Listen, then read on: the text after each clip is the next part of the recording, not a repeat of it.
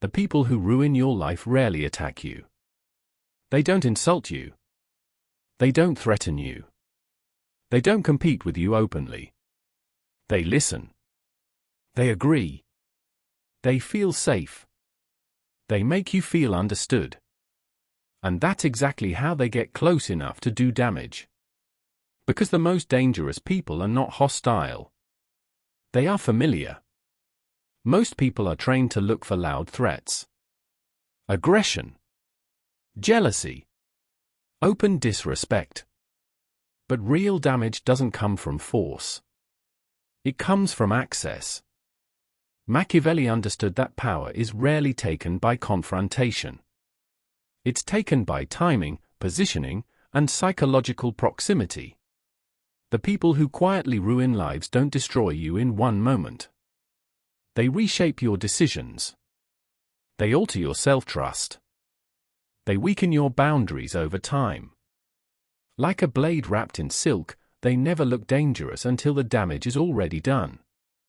In this video, you'll learn 5 warning signs that reveal these patterns early, not so you become paranoid, but so you become precise. Awareness is not fear. Awareness is leverage. Before we begin, comment this affirmation. I observe patterns before I grant access. From this moment on, you stop confusing familiarity with safety, and you let consistency, not emotion, decide who gets close. Number 1, they rush intimacy and trust. At first, it feels good. In fact, it often feels rare. They open up quickly, and they tell you personal stories, and they frame it as honesty, and they make you feel chosen, understood, and seen. They tell you things they supposedly don't tell anyone, and they encourage you to do the same, and before you realize it, the relationship feels deep even though it's still new. And that's the key detail. Because real trust takes time. Fast trust skips evaluation. When intimacy moves too quickly, it doesn't allow you to observe patterns, and without patterns, you can't measure character. What feels like emotional closeness is often just emotional acceleration, and acceleration always bypasses discernment. Psychologically, this works through reciprocity. When someone shares something vulnerable, your mind feels compelled to respond in kind, and that mutual disclosure creates a sense of bonding even if there's no real foundation beneath it. Obligation replaces choice, and access replaces trust. First comes oversharing. Then emotional bonding. Then subtle expectations. Then unspoken rules. And by the time boundaries are tested, you don't enforce them, not because you can't, but because it feels disloyal to someone who trusted you. Machiavelli would recognize this immediately. He understood that the fastest way into someone's inner circle is not force, but familiarity, and that premature closeness creates blind spots before defenses ever rise. Ask yourself, do they push for personal details early? Do they react negatively when you slow the pace? Does their warmth feel conditional on continued access? The countermove is not confrontation. It's control of pace. You slow disclosure. You let silence exist. You observe how they behave when intimacy is not immediately rewarded. Because people with good intentions respect timing. People with agendas rush it. Comment this affirmation. I control the pace of trust. Number 2, they agree with you almost too much. At first, this feels like alignment. Finally, someone who gets it. Someone who sees things the way you do. Someone who validates your instincts without resistance. And compared to conflict-heavy relationships, this feels peaceful, cooperative, even refreshing. But constant agreement is not compatibility, it's camouflage. People who never challenge you aren't always supportive. Often, they're collecting data. They mirror your beliefs, your opinions, your frustrations, and even your moral language, because similarity builds trust faster than honesty ever could. Psychologically, this is mirroring behavior. When someone reflects your worldview back at you, your nervous system relaxes, because similarity signals safety. The brain stops scanning for threat, and once scanning stops, influence becomes easier. First comes validation. Then reliance. Then subtle guidance.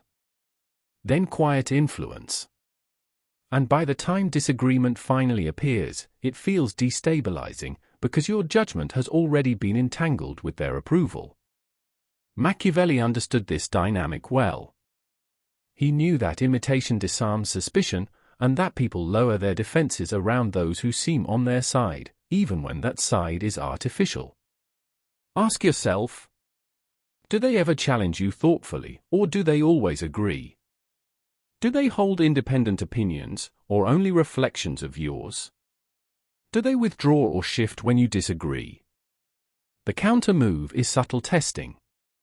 Introduce small disagreements. Change your stance on something minor.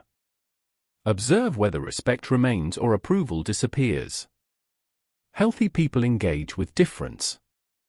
Manipulative people resent it. Comment this affirmation. I respect independent thinkers. Number 3, they create subtle confusion over time. Individually, nothing feels serious. A misremembered detail. A slight contradiction. A comment that doesn't quite line up. You brush it off because everyone makes mistakes. But confusion, repeated, is not random. It's destabilizing. When facts blur repeatedly, your confidence in your own perception weakens, and when perception weakens, authority shifts. The person who seems more certain begins to control the narrative, not through truth, but through confidence. First comes inconsistency. Then doubt. Then self-questioning. Then quiet dependency on their version of events.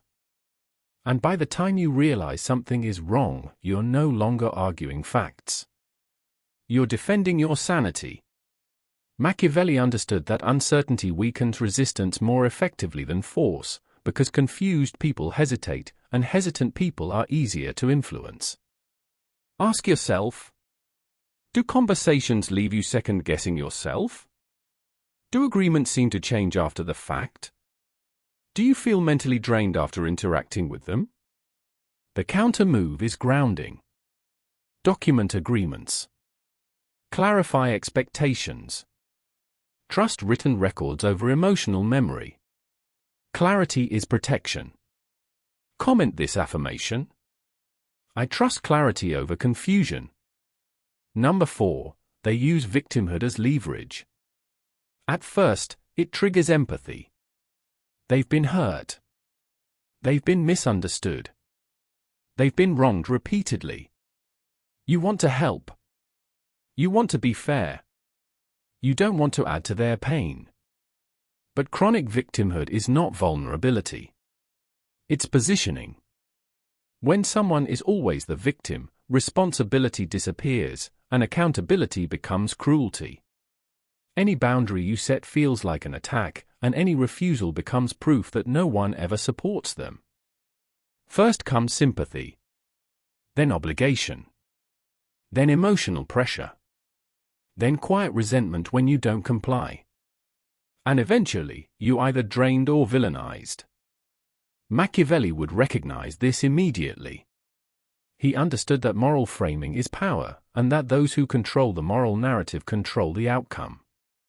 Ask yourself, are they ever responsible for their problems? Do the same conflicts follow them everywhere?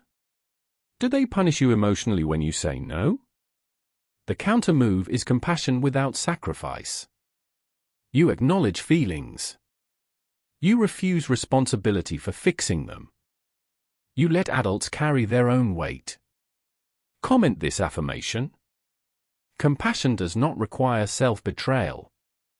Number 5, they resist or undermine your growth. At first, it sounds like concern.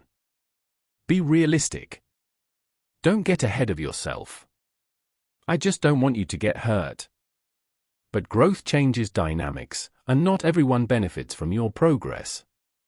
When you evolve, old power arrangements destabilize, and those who relied on your stagnation feel threatened. First comes doubt. Then discouragement. Then subtle sabotage. Then quiet relief when you hesitate. Machiavelli understood that rising power always faces quiet resistance, especially from those invested in the old order. Ask yourself, do they fully celebrate your wins? Do they benefit from you staying small? Does your progress change their behavior? The counter-move is discretion. Protect your plans.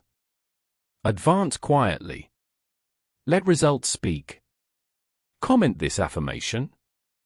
My growth is non-negotiable. Here's the truth. Words lie. Patterns don't. Intent reveals itself through consistency, timing, and reaction to boundaries. This isn't about seeing enemies everywhere. It's about seeing clearly. Awareness is not paranoia. It's precision. Observe. Record patterns. Control access. Let trust be earned slowly. Machiavelli didn't fear people. He understood them. And now, so do you. You are not a weapon. You are not a shield. You are clarity. And clarity quietly changes everything.